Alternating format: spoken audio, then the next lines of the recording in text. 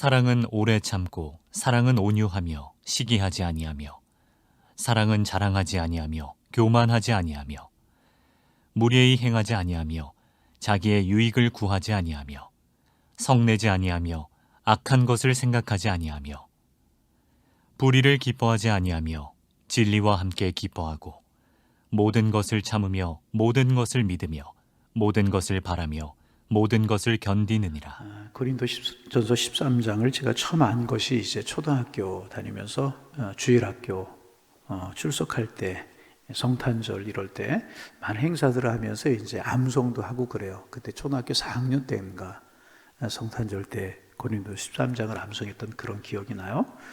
모르고 암송했죠. 뭐 사랑이 무엇인지 잘 모르고 초등학교 4학년이 뭘 알겠어요.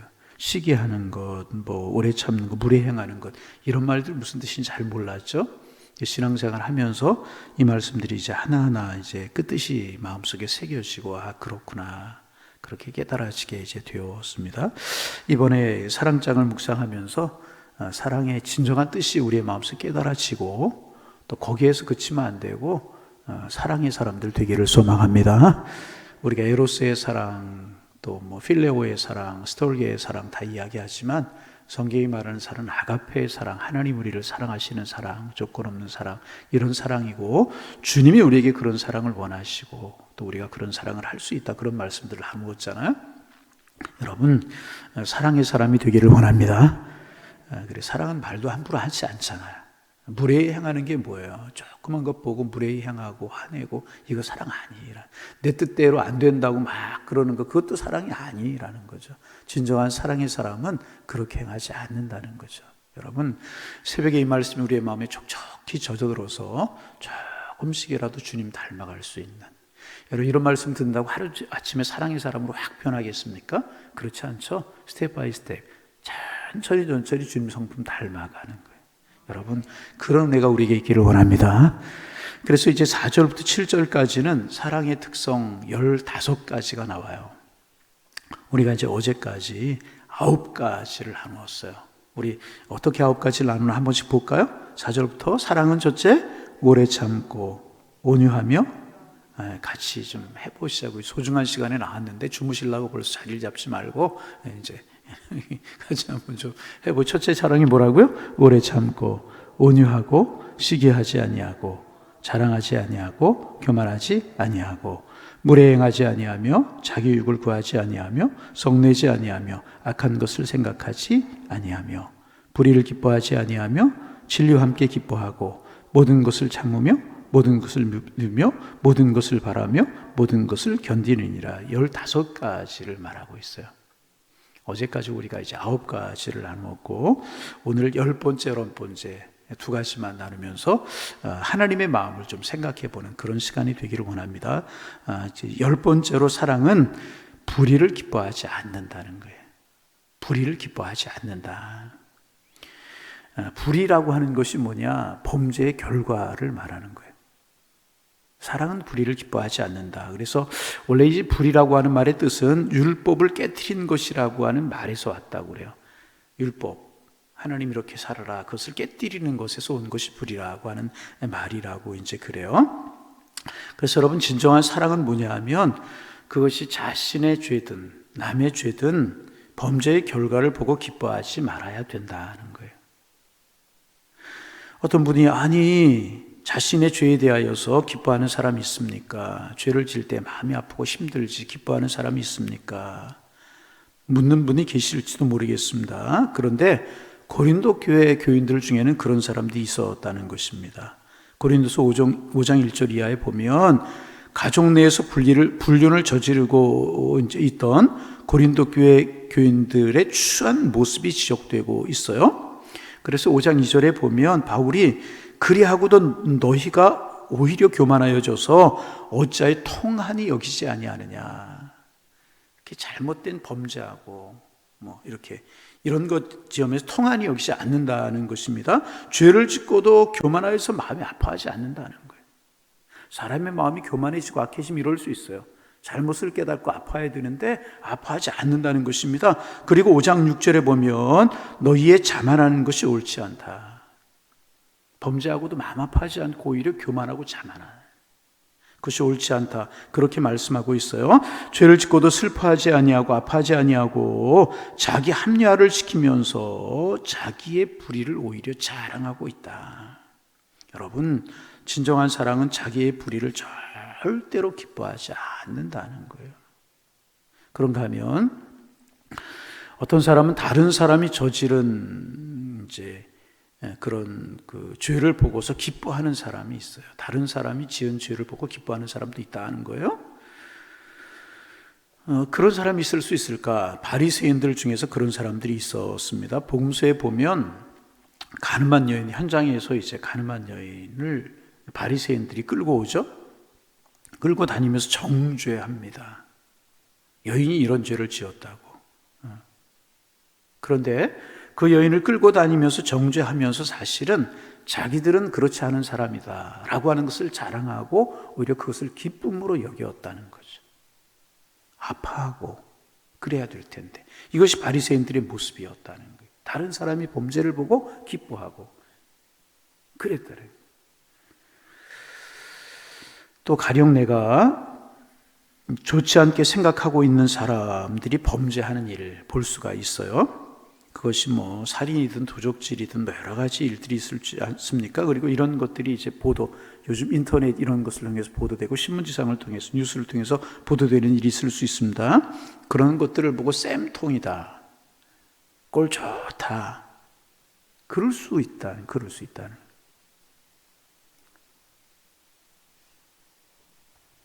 그러면서 기뻐할 수 있다는. 이것은 사랑이 아니라는 것입니다. 이것은 하나님이 원하시는 모습이 아니라는 거예요. 여러분, 다른 사람이 실수하고 잘못해서 그 결과로 어려움을 일을 당하는 거 보면서 여러분, 꼴 좋다, 쌤통이다, 그런 마음 우리에게 없기를 원합니다. 근데 우리는 타락한 본성을 가지고 있기 때문에 그럴 수 있다는 거예요. 저 사람 내가 싫어, 관계가 별로 안 좋아, 그 사람이 잘못한 결과로 어려움을 당해, 쌤통이다, 그것 봐라, 그런 마음 우리 마음 가질 수 있는데 이것은 하나님의 마음이 아니고요, 하나님의 사람들의 마음이 아니라고 하는 거예요. 이것은 사랑이 아니라는 거예요. 그런데 우리는 그런 속성을, 그런 습성을 우리가 가지고 있을 수 있다. 그러면 어떻게 이런 모습을 우리가 이길 수 있을까? 이런 모습 우리에게 있는데 어떻게 이런 것들을 극복할 수 있을까 하는 것입니다. 옛날 천교도들의 모습 속에서 우리가 어떻게 극복하고 훈련할까 하는 것도 얻을 수 있는데요. 옛날 천교도들은 두 가지 의식화 작업으로 자신들을 훈련했다고 그래요. 자꾸 자기들을 의식화했다고 그래요. 두 가지로. 첫째는 뭐냐 하면 하나님의 슬픔을 생각하는 것이라는. 다시 중요한 일이죠. 누구의 슬픔? 하나님의 슬픔, 하나님의 마음. 모든 불의는 하나님을 슬프게 하는 것이라. 우리가 죄 짓고, 아니 누구든지 죄 짓는, 실수하는 그런 모습을 보고 하나님을 슬퍼하신다는 것입니다. 그 사람으로 인하여서, 나로 인하여서, 그 일로 인하여서 슬퍼하시는 하나님의 마음을 묵상하는 거예요. 그러면서 훈련하는 것이라. 아, 하나님 마음 아파하시겠구나, 그 사람을 보고 나를 아파하시겠구나, 이렇게 훈련하는. 다른 하나는 그의 범죄가 그에게 초래할 형벌을 생각하는 것이라. 다른 사람 범죄, 이런 것들이 그에게 초래할 형벌을 생각해 보는 것입니다. 여러분, 죄는 반드시 보응이 있어요. 죄는 하나님이 용서하셔요. 그런데 보응이 있다. 우리 이 사실을 기억해야 됩니다. 그 범죄로 말미암아 이웃이나 그 사람이 받을 형벌을 생각해 보는 것입니다. 아, 그 사람 그런 아픔이 있겠구나, 이런 형벌이 있겠구나. 그러면 이웃의 불의를 기뻐하는 대신 그를 긍휼히 여기는 마음을 가질 수 있다. 여러분, 두 가지 중요하죠. 첫째는 하나님의 마음을, 하나님이 슬퍼하실 그 모습을 생각하는 것이고, 그가 받을 형벌을 생각하는 거라는. 그럼 절대로 그 모습을 보고 기뻐할 수 없다는. 쌤통이다, 그럴 수 없다. 꼴 좋다, 그럴 수 없다. 사랑은 절대로 불의를 기뻐하지 않습니다. 내 불이든 다른 사람의 불이든 절대로 기뻐하지 않는다. 여러분, 이런 사랑 우리에게 있기를 원합니다. 최소한 아파하지는 못할 망정 그 잘못된 것을 보고, 불의를 보고 기뻐하는 모습이 있어서는 안 될 것이라. 11번째, 사랑은 진리와 함께 기뻐한다 그랬어요. 따라합니다. 사랑은 진리와 함께 기뻐합니다. 여기서 말하는 진리 두 가지 측면에서 생각할 수 있습니다. 먼저는 참된 사랑은 문자 그대로 진리를 수호하는 기쁨을 지닌다, 그런 의미인 것입니다. 여러분 그런 경험 하셨죠? 저도 그런 경험 몇 번 했어요. 종종 이단적인 교리를 가지고 우리에게 접근해 오는 사람들이 있습니다. 이단적인 교리를 가지고 우리를 돌이키게 하고 자기들에게 오게 하려고 접근하는 그런 사람들이 있습니다. 만일 이제 우리가 그들을 냉정하게 대한다면 사랑이 없다, 그런 비판을 받을 수 있습니다. 물론 우리는 상대가 이단자이든 범죄자이든지 간에 그를 향해서 언제나 열린 마음, 사랑의 마음을 가져야 돼요. 그것이 주님이 원하시는 그런 모습입니다. 그러나 그들의 잘못된 주장이나 교리까지 용납하거나 옹호할 수는 없는 것이라. 그것은 참된 의미에서 사랑이 아니라는, 잘못된 교리를 가지고 있는 사람들 옹호하고 보호하는 것, 결코 진정한 사랑 아니라는 것입니다. 왜 그래요? 그 그릇된 사랑이 그를 지옥으로 인도하는 것을 보고 오히려 그 잘못됨을 변하는 것은 절대로 사랑이 아니라는. 참 사랑은 뭐예요? 구렁텅이에 빠졌다면 건져줘야 되잖아요. 잘못된 교리, 이단 교리 건져줘야 되지 않습니까? 그렇게 사랑은 진리를 기뻐한다는 거예요. 사랑을 기뻐. 옳은 것을 보고 기뻐하고 참을 보고 기뻐하고 그럴 수 있다. 이제 유명한 순교자 존 후스라고 하는 분이 계셔요. 이 후스라고 하는 분이 누구냐 하면 마틴 루터가 1517년 독일에서 95개의 조항을 문에 붙이고 종교개혁을 했잖아요.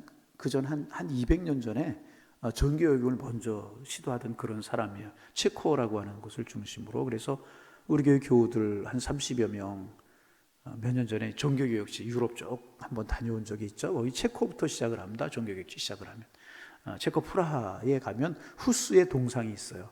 그리고 그때 순교한 사람들의 어떤 기념비 그런 것들이 체코 프라하 중심가에 이제 있습니다. 종교개혁을 기념하기 위해서 이제 있는데 그 중심이었던 사람이 존 후스라고 하는 순교자가 존 후스라고 하는 그런 사람인데 순교하기 직전에 마지막 한 번 더 그의 결심을 돌이키려고 이제 자기 주장을, 노예 주장을 버리면 그를 풀어주겠다고 집정관이 이제 회유를 권하는 것입니다. 그런데 후스가 그 말을 듣고 이렇게 이야기했다고 그러죠. 나는 내가 지금까지 입술로 증언한 바를 이제 내가 입술로 내 진리를 증언했는데 입술로 증언한 바를 이제는 피로서 보증하기를 원한다. 진리를 내가 지키는 일을 입술로 했는데 그동안 이제는 피로 내가 지키기를 원한다. 그랬다는 것입니다. 진리를 지켰다는. 진리를 지켜 내가 순교하지만 오히려 기쁘다. 그런 이야기를 후스라고 하는 사람이 했다는. 그래서 그 진리라고 하는 것을 알았기에 지금도 후스를 기념하고 전 세계 기독교인들이 또 체코에 가면 동상까지 서 있고 이제 그렇습니다. 그래서 요한 2서 6절에 보면 이단의 교훈을 가지고 오는 자는 집에 들이지도 말라. 그렇게 이제 가르치고 있습니다. 진리를 수호하는 기쁨, 귀한 것이라는 거죠. 또 하나 진리를 기뻐한다라고 하는 말씀에 담긴 의미는 마땅히 기뻐해야 될 것을 기뻐할 수 있어야 된다는 거예요. 이웃의 좋은 일, 다른 사람의 행복한 일을 보았을 때 마땅히 기뻐해야 된다. 그런데 죄송합니다. 우리의 마음속에 그렇지 못할 때가 있잖아요. 마땅히 기쁜 일, 좋은 일을 보았을 때 마땅히 기뻐해야 되는데 이웃의 좋은 일, 아름다운 일을 보았을 때 기뻐하고 축하해주고 좋아해줘야 되잖아요. 그런데 괜히 마음이 불편하고 마음이 시끄럽고 저 사람이 잘 되는 거, 인정받는 것 보고 내가 마음이 시끄럽고 내 마음이 어려울 때 있잖아요. 이것은 진정한 사랑이 아니라. 여러분 이거 우리 오늘 아침에 좀 생각할 필요가 있잖아요. 가만히 두면 우리 그렇게 돼요. 다른 사람이 잘 되고 그러는 것을 보면 시끄러울 수 있다는. 이거 싸워서 이겨야 된다. 아, 주님의 사랑은 그게 아니구나. 마땅히 기뻐해야 될 것, 기뻐해 주는 것, 그게 사랑이라. 여러분 우리의 마음이 이런 마음이 있기를 소망합니다. 교회에서 되는 일들도 보고 혹 내가 어려워도 잘 되는 모습 보면 어렵고 시끄러울 수 있지만 같이 기뻐해 주고 좋아해 주고 시끄럽고 짜증내지 말고 여러분, 이게 중요한 거. 사랑은 그런 거. 그래서 예수님의 삶을 우리가 보면 예수님의 삶은 진리와 함께 기뻐하시는 삶이셨잖아요. 누가복음 10장 21절에 보면 예수님께서 성령으로 기뻐하셨다 하는 말씀이 있어요. 그러면 예수님께서 무엇을 보고 성령으로 기뻐하셨는가? 하나님께서 어린아이들에게도 진리가 제시되고 어린아이가 진리를 깨닫는 것을 보고 기뻐하셨다는 거예요. 아, 어린아이도 진리를 깨닫는구나. 자기 기쁨에 다른 사람 진리를 깨닫는 거 보고 기뻐하셨다는 거죠. 누가복음 15장에 보면 잃어버린 죄인 하나가 회개하면 하늘에서 회개할 것이 없는 99으로 인하여 기뻐하는 것보다 더 기뻐하리라고 하셨어요. 죄인이 회개하면 회개할 것 없는 99명보다 한 사람이 회개하는 것을 보고 주님이 기뻐하신다고 그렇게 말씀하셨어요. 그리고 누가복음 15장 10절에 보면 죄인 하나가 회개하면 하나님의 사자들 앞에서 기쁨이 된다. 죄인 하나가 돌아오고 회개하면 기쁨이 된다는. 요한복음 4장에 있는 말씀 우리가 알죠. 예수님께서 제자들과 함께 수가성 가셨어요. 행로에 예수님 지치시고 또 목이 마르시고 그러셨나 봐요. 허기도 지시고 우물가에 앉아 계셨고 제자들이 마을로 먹을 것을 구하러 들어갔어요. 그때 여인을 하나 만나죠. 물을 달라. 어찌하여 내게 물을 달라고 하십니까? 내가 누군 줄 알았다면 뭐 그런 이야기 하잖아요. 예수님과 대화를 나누던 여인이 예수님이 메시아라고 하는 사실을 알게 됩니다. 그리고 물동이를 버리고 말이더라. 내가 메시아를 만났다. 그렇게 이야기하잖아요. 그리고 나서 제자들이 이제 먹을 것을 구해가지고 돌아왔어요. 먹을 것을 이제 가지고 왔다고 이야기하는 그 제자들을 향하여서 뭐라고 예수님 이야기하시냐 여러분 기억하십니까? 대개는 너희가 알지 못하는 먹을 양식이 있다. 그렇게 우리 주님이 말씀하셔요. 그래서 제자들이 뭐라고 그래요? 누가 예수님께 먹을 것을 주었는가? 그렇게 의아하게 생각하지 않습니까? 그때 주님이 하신 말씀 여러분 기억하십니까? 나의 양식은 하나님의 보내신 이의 뜻을 행하며 그의 일을 온전히 이루는 것이다. 무슨 뜻이겠습니까? 주님은 그 육신적인 피로에도 불구하고 한 사람이 구원받는 모습을 보시면서 큰 기쁨이 되었다. 그것이 나의 양식이 되었다. 주님이 그렇게 말씀하고 계시다. 여러분, 천하보다 더 귀한 한 영혼이 구속받는 일보다 더 기쁨이 되는 사건이 어디에 있겠습니까? 이것이 주님의 모습이고 이것이 사랑의 모습이라는 거예요. 마땅히 기뻐해야 될 것 보고 기뻐하는 것, 그것이 여러분 사랑이라. 그 진리를 보고 기뻐하는 거라. 여러분, 적용적인 면에서 우리 다른 사람 잘 되는 모습 보면서 기뻐하는 우리가 되기를 원합니다. 축하해 줄 수 있고 사랑해 줄 수 있고 그래요. 오늘 사랑이 두 가지 특성을 나누었습니다. 사랑은 불의를 기뻐하지 않는 것이, 나든지 다른 사람이라든지 공동체라든지 절대로 불의를 기뻐하지 않는. 두 번째 사랑은 진리와 함께 기뻐하는, 진리를 수호하는 기쁨, 진리를 보고 마땅히 기뻐할 것을 기뻐할, 그것이 사랑이라. 여러분, 어제 아침에 우리가 사랑의 속성 나눈 거 기억하십니까? 사랑은 악한 것을 생각하지 않고 사랑은 성내지 않는다고 그랬어요. 어제 여러분 성 안 내셨죠? 화 안 내셨죠? 저를 쳐다보지 못하는 분들은 수상해요. 화 안 내셨죠? 대답 좀 해보세요. 화 안 내셨죠? 목사님 자꾸 묻는 거 화납니다. 그러지 말고 또. 잠깐만. 사랑은 성내지 않는다. 사랑은 불의를 보고 기뻐하지 않는다. 어제 아침에 우리가 나누었고 오늘 진리와 함께 기뻐하고 불의를 기뻐하지 않는다. 악한 것을 생각하지 않는다. 우리가 많은 기도 제목이 있지만 사랑의 속성을 이제 두 가지, 세 가지 하루에 묵상, 내일 또 우리가 올해까지 아마 묵상해야 될 텐데 나눌 때 성령께서 우리의 마음을 열어주시고 성령께서 힘주셔서 이렇게 사랑의 사람들로 주님 닮아가는 사람들 변화되어서 우리가 행복하고 우리 주변에 있는 분들이 행복하고 우리 교회가 아름다운 사랑의 공동체가 되어서 하나님 앞에 기쁨이 되고 많은 사람들이 복이 되는 이런 은혜가 있어지기를 주님의 이름으로 축복합니다. 기도하겠습니다. 하나님, 새벽마다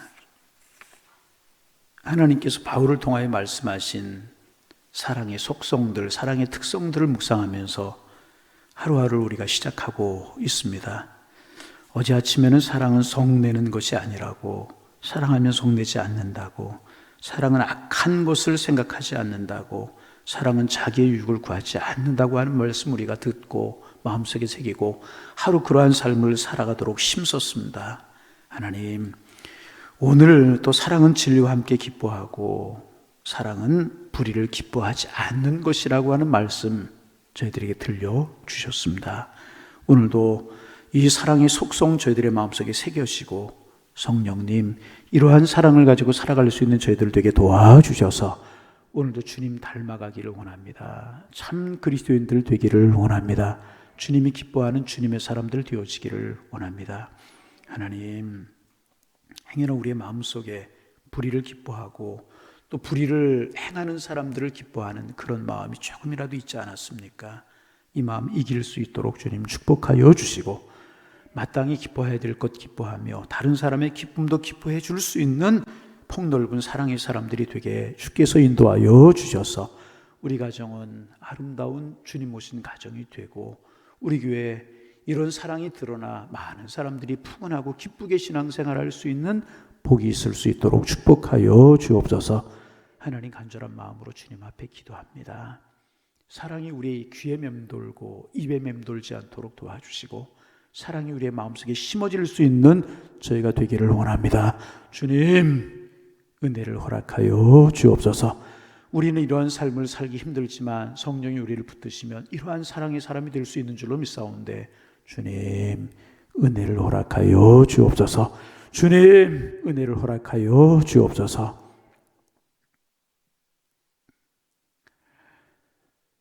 오늘 11월 마지막 날입니다.